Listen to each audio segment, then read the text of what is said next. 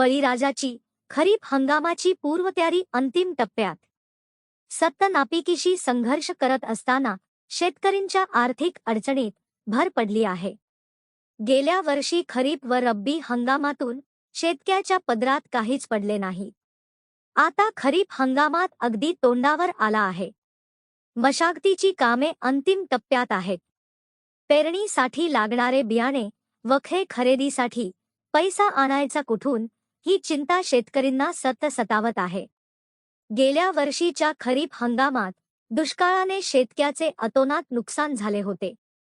तोंडाशी आलेला घास हिरावला गेला. शेतातून माल घरात आला, मात्र त्यातून लागवड खर्चही निघू शकला नाही. खरीपातील नुकसान भरून काढण्यासाठी शेतकऱ्यांनी रब्बी हंगामात कंबर कसली, एक हंगाम साथ दिली. या आशेवर जगत असताना शेतकऱ्यांची वारंवार निराशाच होत आहे. शेतीत राबवताना कामात रात्रंदिवस कित्येकांना बाधा झाली. काही शेतकऱ्यांचा मृत्यू झाला. कित्येक शेतकऱ्यांनी आत्महत्या केली आणि शासनाकडून कोणत्याही प्रकारची मदत मिळाली नाही.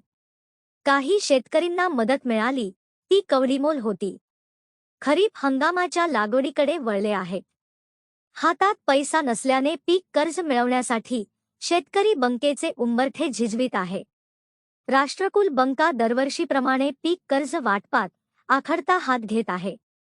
दरवर्षीचा अनुभव बघता शेतकऱ्यांना खाजगी सावकाराच्या दारात जावे लागण्याची शक्यता नाकारता येत नाही.